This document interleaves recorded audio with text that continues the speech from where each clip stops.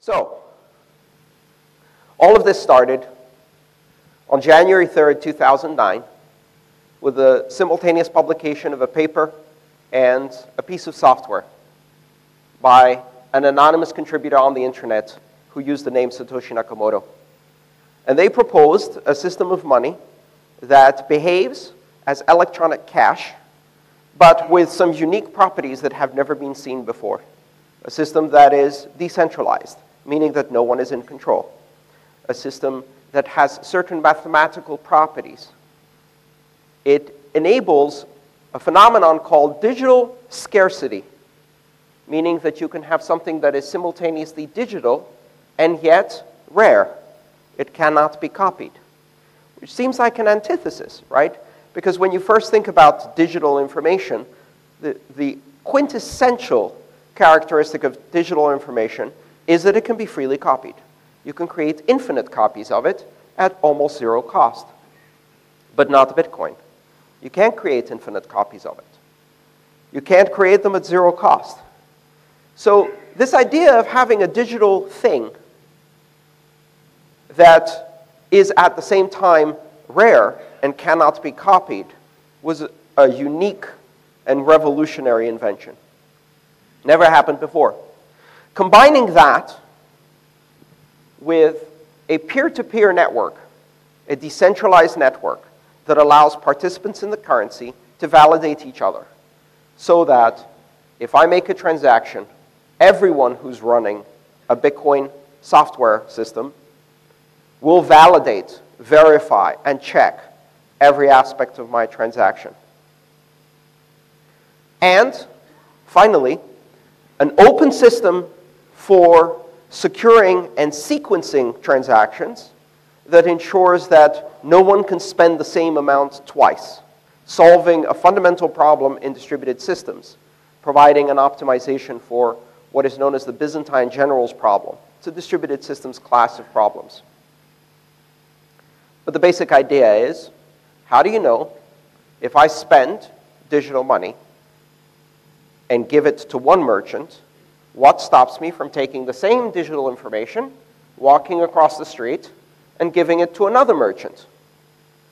Until the invention of Bitcoin, there was only one suitable answer to that. You have to record all of the transactions to one central authority, and that central authority, when it sees the first transaction, will not allow the second transaction. That works. It's efficient. It's very efficient. Visa does it. If you buy something for $10 in one shop with Visa, and you go across the street and buy something else with $10, they'll make sure you now have at least $20 in your account to pay for it. They won't let you spend the same twice. They won't let you spend more than you have or more than your credit allows. That's great. Those systems will work. They're efficient. They can do hundreds of thousands of transactions per second. But there's one small problem.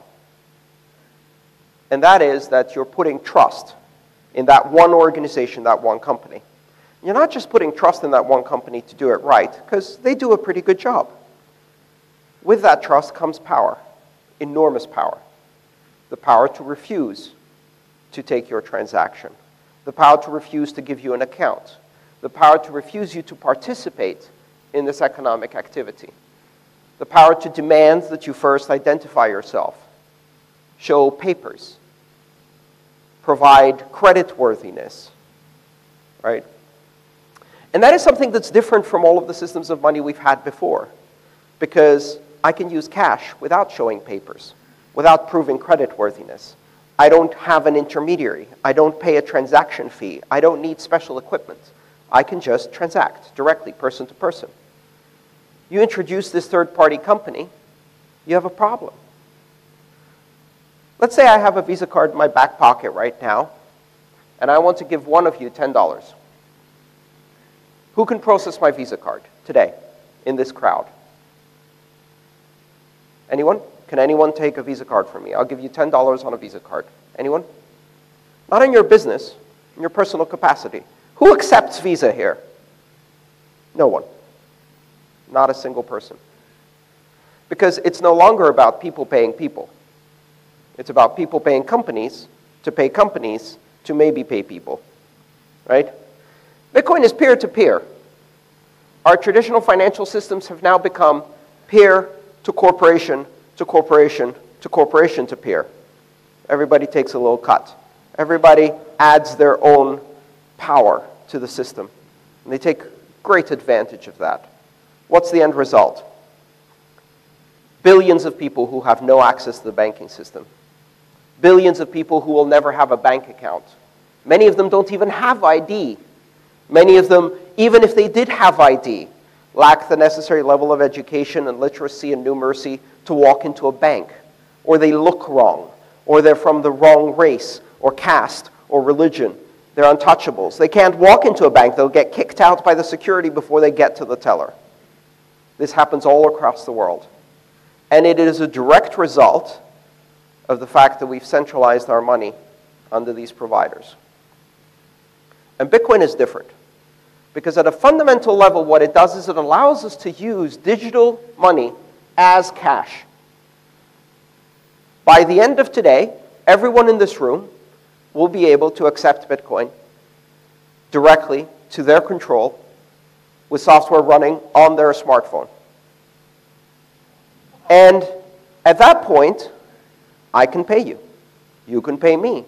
We can do commerce on a local level as a community without involving any third party, any intermediary, any corporation that has power over us. Without the requirement that you present ID, without the requirement that you fulfill credit worthiness. You fulfill human worthiness. In fact, Bitcoin doesn't even require that, because you don't have to be human to use Bitcoin. Software can use Bitcoin on its own, without any humans involved. Autonomous software. So this invention in 2009 launched a completely new era. It's not just a weird form of PayPal. This isn't a new system of payment. It is an invention that takes an obscure branch of mathematics called cryptography, which is the art of secret writing using math. That obscure branch of mathematics is then applied into the domain of establishing trust between participants of the system without giving anyone control over the system. This unique property is what makes Bitcoin special. If you can send money to someone else without knowing them, without having to trust them, without having to trust anybody, because you can trust that the system and the mathematical rules in the system guarantee that that money, if you receive it, is real, unforgeable, will be spendable as soon as it clears in about 10 minutes, and can be used by you to make another payment. You don't need to know the person who gave it to you. Now, in modern finance, that seems weird, and yet we do it every day with cash. If I tip my taxi driver with a 2,000 rupee note, which is too much, but if I did, do they need my ID? Do they need to process a transaction? Do they need to pay a transaction fee? No. Cash is itself a representation of value, and by verifying that it is real, at most, the person who receives it will hold it up to the light, look for a watermark, verify that it's not a fake. But they can do that on their own. They don't have to call someone and say, I have a serial number 1323532. Is this a real one? You don't need to check with a third party or a central authority. You can verify with your own eyes that this is real money. Bitcoin translates that into the digital domain. If you receive a Bitcoin transaction, the software that you're running can independently and authoritatively verify that it is real without asking anyone else, without checking with anyone else. And at that point, The identity of the person who sent it to you is irrelevant because the value is there. You don't need to trust them. That is revolutionary. It's revolutionary in a way that we've seen once before, at least, in my generation. And that is with the introduction of the internet. Many people who have grown up with the internet, even today, still fundamentally misunderstand why the internet is special. They look at the internet and they see it as a form of publishing, a system of content. But we had forms of publishing before the internet. We had digital publishing before the internet. We had ways to disseminate content before the internet. What was different about the internet is that for the first time ever, it enabled a global freedom for the flow of information. It enabled the free flow of information everywhere on Earth to anyone who has the technical capability to connect to the internet. And as long as you have the technical capability to connect to the internet doesn't care who you are, how old you are, whether you're a human or a software agent, what race, religion, age, or gender you are. It gives you the power of the free flow of information without restriction. That is the magic of the internet. That is the transformational power of that technology, the free flow of information. And to many people, this is terrifying. The idea that anyone can say anything, anyone can read anything, anyone can speak about anything, without control, without a license, without a qualification, without a diploma, without a certificate, without identity, without censorship, is terrifying. For my generation and the generations that follow, it is not only liberating, it is normal. It is the way things have always been and the way things should be.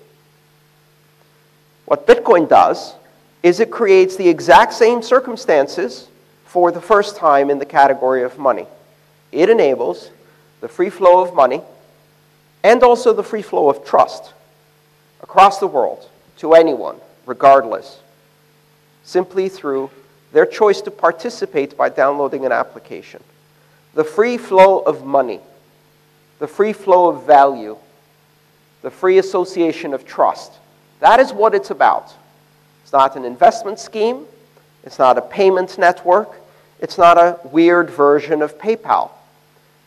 It is the internet adding the free flow of money to the freedoms it already gives us. I guarantee you this is a terrifying idea to many. The idea that anyone can send money to anyone without asking, without permission, without control, without censorship, without ID, is terrifying. My generation finds it liberating. The generation after mine sees it as normal. They will never know a world in which you cannot send money anywhere to anyone. A world in which money only works Monday to Friday, 9 to 5. A world in which the privilege of having a bank account costs you a monthly fee for other people to store your money. A world in which some destinations are prohibited. A world in which, in order to open a bank account, you have to be 16. Which seems like a bizarre idea.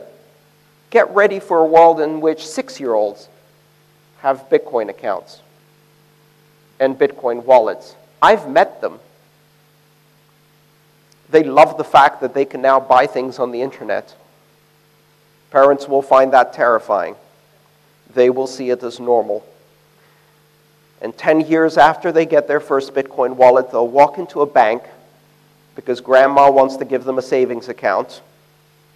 And they'll have a conversation with a banker that will seem as bizarre as if they're talking to an 18th century privateer.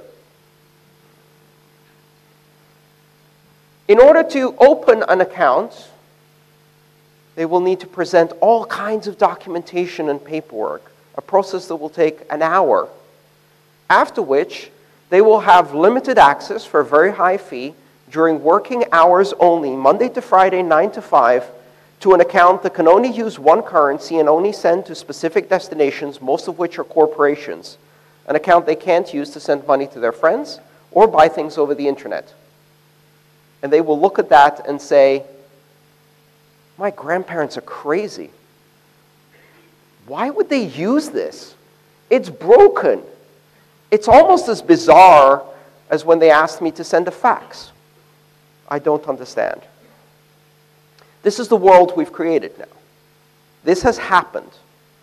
And the people who are afraid of this idea don't realize that once it's happened, it's happened. We now live in a new world.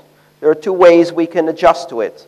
We can pretend it's not happening, or we can accept it and adapt to the new world. We now live in a world where you can send value anywhere to anyone at any time without restriction. We can embrace that, or we can pretend it's not happening. In my previous talk, I used an analogy that I think worked quite well. If you turn on the news and the weatherman tells you that there will be a rainstorm this afternoon, and that doesn't suit your plans because you have a birthday party, you can turn off the news. If you're powerful, you can call the news station and complain. If you're really powerful, maybe you can get the weather person fired. It's still going to rain. Right? And so we see now governments looking at this new Bitcoin thing, and the first question that comes to mind is, how do we control it? How do we change it? How do we stop it? How do we force our authority, our legal purview over it? And they look at the source. They don't understand the basic concept. They ask questions like, who's in charge? Who controls this? And the answer is not satisfactory. No one controls this. No one's in charge. Or you can go for the more sophisticated approach. Well, you see, it's based on an open access participatory model of market-based economic competition through risk and reward strategies based on game theoretical outcomes that ensure collaborative participation by multiple participants without anybody having the ability to cheat due to a system of emergent consensus based on mathematical rules and strong cryptography. To which they respond,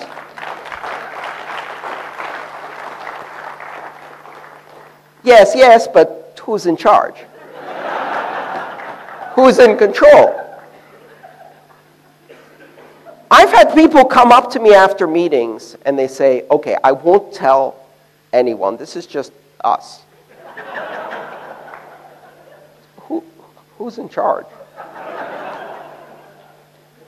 They think I'm joking. They think I'm trying to massage the information. Because it is really a bizarre concept to say, here is a system of trust without authority, a system of trust without a center, a system of trust without hierarchy, a system of trust without control. Why? Because we've never had any of those things. Because every system of trust we've ever had in our society is based on the exact same model. A 19th century hierarchical organization that is the outcome of the industrial era, that is a system of bureaucracy and authority based on internal processes and rules, oversight in layers, and ultimately authority vested in someone. Perhaps authority that is elected through democracy, perhaps authority that is not. Maybe it's hereditary, maybe it's dictatorial. But you can always point. You look at the pyramid, the hierarchy, and you just let your eyes follow to the top. And usually there's someone at the top. In some cases, that person is an actor.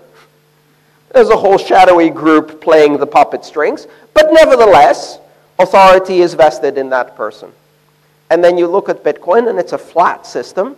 And there's a few people who seem to have a special role. And you say, okay, maybe those people are in control. Is it the miners? Is it the software developers? Is it some part of the node system? And then you notice that these people can't actually do anything. And the funny thing is that when people look at Bitcoin, they see its greatest strengths as flaws, which is characteristic of new technologies. They look at Bitcoin and they go, but you can't even get the miners and the developers to agree on how to scale the system. Why doesn't one of the groups just say, this is how we're going to do it? Because that's not Bitcoin, because we don't have that ability. There will be an adversarial competition. It is a system of market forces competing against each other. The reason we're in deadlock is because consensus overrides personal ambition, popularity, and everything else. And so they look at Bitcoin and they say, you keep squabbling, you can't make a decision. Yep, by design. Feature, not bug. They look at Bitcoin and they say, but you can't reverse a transaction. Payments are irreversible. And they say, that's a problem, that's a bug. How can you do that? What if something goes wrong? Who do I call to reverse the transaction? Feature, not bug. Bitcoin guarantees execution of the scripts you put into it. Now, if you put the script that says, hey, Sandeep, here's 1 Bitcoin, I hope you send me that TV I ordered, that's the script that's going to be irreversible and guaranteed by the network. Not a very good script, because Sandeep may not send the television. And there's no one who can make that Bitcoin come back to you other than Sandeep once you've sent it. Yeah? So that's one form of irreversible promise. Of course, that's not the only promise I can get the network to guarantee. I can say, hey, Sandeep, here's a Bitcoin. It's currently locked in a multi-signature address for the next 30 days. After 30 days, if there's no dispute, it will automatically transfer to you, but upon verification by a third party who I've chosen to elect, this trustworthy party or that trustworthy party. I can introduce third parties if I want to. I just don't have to. I can introduce reversibility if I want to. But if I write that script is irreversible. And I can choose who my escrow agent is. And I can choose who does dispute resolution. So I can take the very core feature of irreversibility and I can apply it and soften that promise and make it consumer protection through programmable money. It's a feature, not a bug. Bitcoin is this strange being. It really is. It violates everything we think we know about money. And it forces us to consider whether we actually understood money in the first place. So do you remember when you were in school and you did that class about basic economics and money? No? You neither? We didn't do it either. You'd think that one of the world's most ancient technologies, one of the resounding artifacts of human civilization, currency, the system of trade that is the basis and dominates our lives in many ways, would be an important topic at school. Not one day. Maybe in some places you get a brief course in home economics or in history or something like that that gives you this vague idea about money that you really don't understand.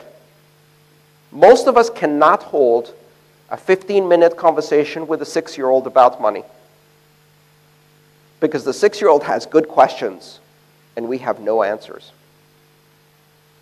How does money work, Mommy? Well, the correct answer is, I have not a freaking clue, kid. I think it's something to do with the allocation of special drawing rights through the International Monetary Fund and World Bank In a free-floating system of market exchange currencies that compete through trade balances across an international spectrum of inflation-adjusted exchange rates that then can be used to create local debt that is issued by the Treasury in return for currency that is printed by the central bank, distributed to the banks that leverage it through a system of partial reserve leverage of approximately 10 to 1, and distribute it into the economy, creating either inflationary or deflationary effects, allowing us all to experience the velocity of trade through the exchange of an abstract token that represents the promise of future value depreciated by the rate of inflation and adjusted for the return on investment.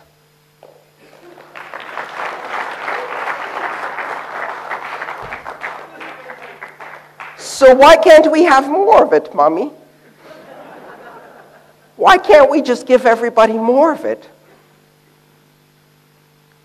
That conversation doesn't go that way. It usually goes, eat your breakfast, go to bed, clean your room. One day you'll understand. And that's the first lie, because you still don't understand. You ask the average person on the street, what gives value to money? Why does money have value? They have no idea. They have a theory. They have a fairy tale. They have a story. And that story is about as naive as believing that children come from storks that deliver them in bundles they drop through the chimney. It is about as solid as Santa Claus. What gives money value? But it says right there on the piece of paper, it says, by the full faith and credit of the Royal Bank of India. Or it says, by the full faith and credit of the Federal Reserve System. It says, one Federal Reserve note. Applies to all debt, public and private. Okay, this is what gives it value, a promise. But most people have no idea how that works. I guarantee you that if you ask the average person on the street, they will tell you that the reason the money has value is because somewhere there's a cave, a vault, a box, where the government keeps gold in direct proportion to the money that circulates, which has not been true since the 1930s, anywhere in the world. And yet, that is the Santa Claus fantasy that many people believe in. Or they believe that the government guarantees the value of money somehow, which then creates other interesting questions like, well, why does inflation happen then? Why is the currency collapsing in Zimbabwe? Did the government not try hard enough to guarantee it? That is the inconvenient truth at the core of our understanding of the world's most ancient technology, money, is that we don't understand it. We simply don't understand it. The truth is, you give money value. Why? Because you are participating in a shared hallucination with 1.5 billion other people in which you firmly believe that tomorrow this money will still have value. That if you go to the store and present one of these colored pieces of paper, someone will give you eggs, chicken, spices, water, sugar, salt, housing, healthcare, something for this colored piece of paper. And it really takes an incredible hallucination for us to believe this, because the paper itself is worthless. It's pretty, but it's not pretty at that level. Nobody gives you products and services because of how pretty it is, right? That shared hallucination took hundreds of years to be established. And it started at some point in the late 15th century, with the introduction of paper money, gold certificates, IOUs, certificates of exchange, bearer notes, etc., pieces of paper that could be exchanged in promise for something else. And then, in the most amazing magical trick our societies have ever seen, they switch the cups around. And you lift the cup, and the ball isn't there. You go, what? This was supposed to be redeemable for an ounce of gold, a pound of silver, something. No, not anymore. It's just a piece of paper. What gives it value is your belief that tomorrow if you go to the store, you can buy something. And the moment that belief suffers a crack, it shatters. And you have very big problems. I mean, imagine some crazy scenario where the promise, the full faith and credit, one day turns into an announcement that as of 4 hours from now, these two pieces of colored paper have zero value. I mean, that couldn't possibly happen. But here's the interesting thing. If the value was based on the promise, and that promise is broken, and the people who gave that promise just told you, this now has value 0 in 4 hours, what is the value of that piece of paper? 0, right? But that's not what happened. It's not what happened at all. For months after that announcement was made, yes, the paper was valued less, 10% less, 15% less, 20% less, but it still had value. Even though the people who made the promise told you it was 0, you could exchange it for 80% of face value in one of the many available locations where corruption no longer exists and you can't exchange money, you know, all of that story. Unless, of course, you're connected and wealthy enough to afford the 20% depreciation. But it only depreciated by 20%, maximum. I bet you could still find some in circulation today. And I bet they still don't have value of 0. In fact, in the history of currencies, we rarely find any currency that goes to 0.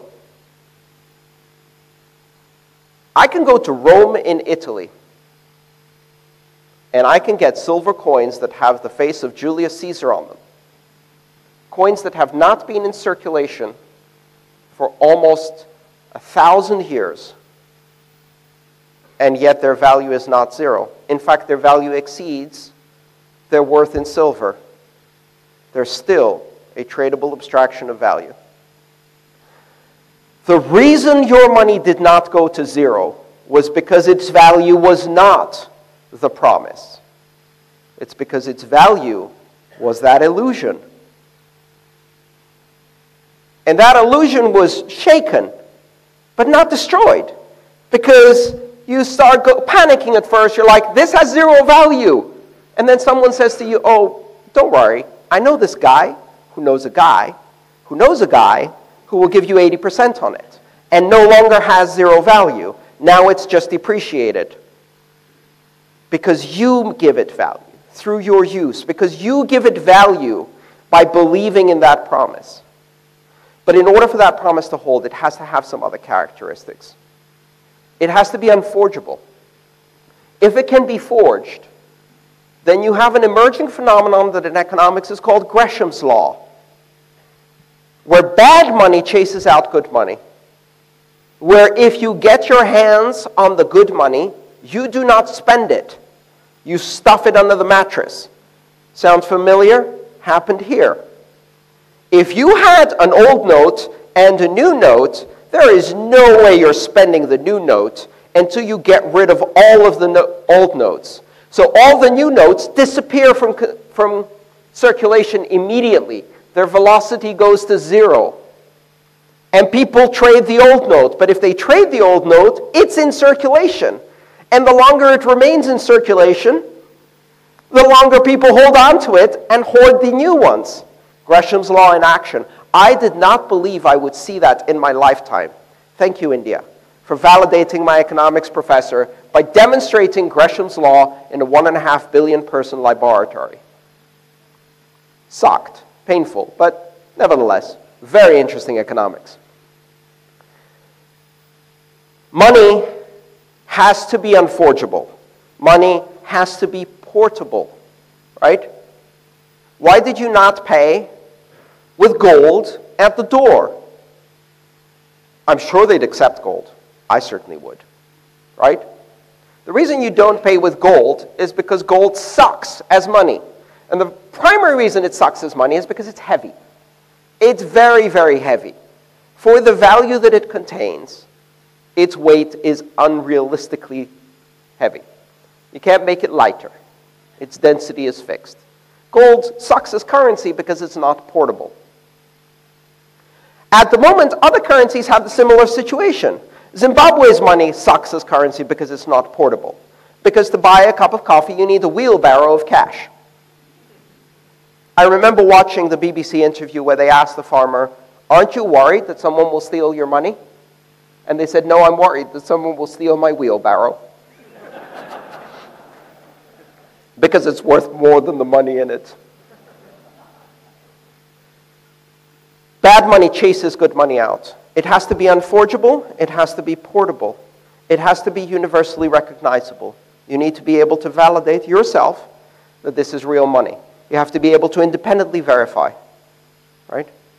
It has to be able to be used as a unit of account. You need to be able to count things in it. One of the reasons barter is not working, one of the reasons barter is not a suitable form of economic activity at any scale more than the extremely local, is because of the burden it puts on pricing. Yes, I can give you chicken for a goat, and I can give the hairdresser chicken for a haircut, and I can give the water carrier chicken for liters of water, right? Barter, on a theoretical level, is effective. The problem with barter is that now I have to track the exchange rate of haircuts in units of chicken, of goats in units of chicken, and of water in units of chicken. Meanwhile, the hairdresser has to track the price of a haircut in chicken, goats, rice, sugar, salt, water, accounting services, etc., etc. The problem with barter is that we have to track every price exchange rate for every unit of value that we are exchanging in the form of a commodity. The whole point of money is that you only have to track everything back to the one thing that has no value, the thing you can't eat, the thing you can't use to cut your hair with. Because it isn't the value. It is the token of value. It is the representation of value. So it has to be unforgeable, it has to be portable, it has to be useful as a unit of account. And then come the difficult ones. It has to be rare. You can't use seashells as currency if you live on a beach. And yet people use seashells as currency in the mountains. We find archaeological dig sites where people, ancient people, used seashells as currency, never on a beach, always in a mountain, because they're rare. And they use crystals and quartz and minerals on the beach, because they come from the mountain. As long as it doesn't exist where you are, it's a great form of money. And that's one of the big problems we have with our money systems today. Because I have bad news for you. The rupee is not rare. It has no limit. It can be created in infinite quantity. It can be created in infinite quantity just like the dollar, the euro, the yen, and all other monies. These can be created in infinite quantity. And worse, the power to decide how much of that to create is vested in the people who have a direct conflict of interest. Because if you are a debtor, then you want the money to be worth less so that you have to repay less. If you are a saver, you want the money to be worth more so that you can earn more on it. If you give the government that is the biggest debtor of all the decision of how much the money will be worth, they will print an infinity of money in order to make sure it's worth nothing. And in the process, they transfer wealth from savers to debtors. And in a culture of savers, that's a terrifying thought. You have to explain it to people in a very calm way. So we say little nifty tricks. We tell people, there's a rate of inflation that will not exceed 2 or 2.2% per year. Sounds innocuous. 2%. What's 2%? I don't even know what 2% is. I didn't pay attention in school. It has something to do with hundreds and division. I was never good at division. 2%. What does that do? If you tell people the rate of inflation is 2%, they go, 2%, 10%, 5%. I don't really understand that. Let's rephrase that. In 10 years, half your money will be gone. Holy shit! Now that I understand. I've been saving like crazy. I work 2 jobs. I barely get paid. Half of it will be gone. Where? Where does it go? Who took it from me? Catch those people. They're thieves. Oh my God, they took half my money in 10 years? Inflation took your money. More accurately, the government, the corporation, the bank that is in debt took your money through inflation. Because for them, now the money they owe is also worth half in 10 years. What a brilliant construct. And that's where we see a fundamental difference between Bitcoin and traditional money. Bitcoin is money. Bitcoin is store of value. Bitcoin is means of exchange. Bitcoin can be unit of account eventually. It gradually acquires these characteristics as it grows more stable, more well-established, more well-adopted. As more people participate in the exchange of value through Bitcoin, they create an economy. That economy creates value. That value creates stability. It creates liquidity. It reduces volatility. The reduced volatility makes it more suitable for as a means of exchange for smaller and smaller purchases. It makes it better as a store of value. As a means of exchange and store of value increase, its velocity increases. The same unit gets transferred many times by people doing many trades. And eventually, its value stabilizes to the point where it can become a unit of account, where you can say, one of these talks is worth half a Bitcoin. And I don't price it in dollars anymore, I price it in rupees. I can't do that today. It's too volatile. But one day I'll be able to do that. One day I'll be pricing my Bitcoins in Bitcoins. People ask me, how much is a Bitcoin worth? The correct answer is 1,000 millibits. And there will come a day when the question will not be, how much is a Bitcoin worth? But the question will be, how much is a rupee worth? And then I'll say, oh, it's a microbit. And that's when you know things have changed. It will happen very, very slowly, and then all at once. Because there's something special about a global currency. And here's the magic trick. 21 million. That's the limit. It's mathematically imposed. There are not many currencies that can do that. There's only one thing in the world that shares the characteristic of a fixed, diminishing, geometrically reducing supply that cannot be modified no matter how hard you try, because the more you try to extract value from it, the harder it gets. And that's gold. Except you can't email gold. And you can email Bitcoin. And suddenly, you notice that this thing may have a bigger impact than any of us participating in it could even imagine. And people will point to that and they'll say, it's fake money. It's not real. And the market will give it a value, and in the end, that value is the truth. You can use currency controls, propaganda, lies, restrictions, laws. We see that in Venezuela, right? They're doing all of those things. They're pointing at Bitcoin and they're saying, that's fake money. And anybody who's involved in Bitcoin in that space points right back at Venezuela and goes, oh no, yours is the fake money. This shit is real. Because I can buy food with it.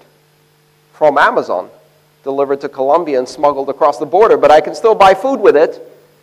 Fake money can be resolved by the market. We are at the very beginning. This is not an investment opportunity. This is not a get-rich-quick scheme. This is a technology. It's a technology that has radical, disruptive implications for the world at large.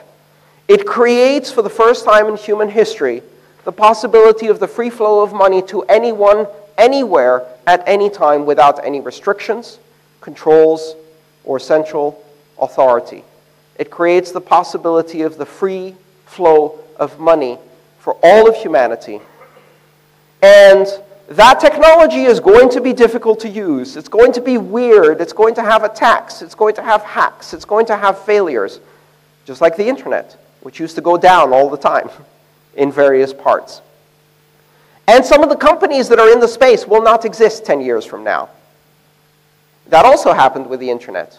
In 2000, 90% of the companies in the space were wiped out in a single stock market washout. But the internet didn't go anywhere. It just found new companies to build the next generation. And that will happen in digital currencies too. We may change the name. We may change the companies that are participating in. We will certainly change the technology. And in the end, digital currency will happen, has happened, and will be a fundamental part of the future of humanity. And absolutely nothing can stop that from happening because it already did. Thank you.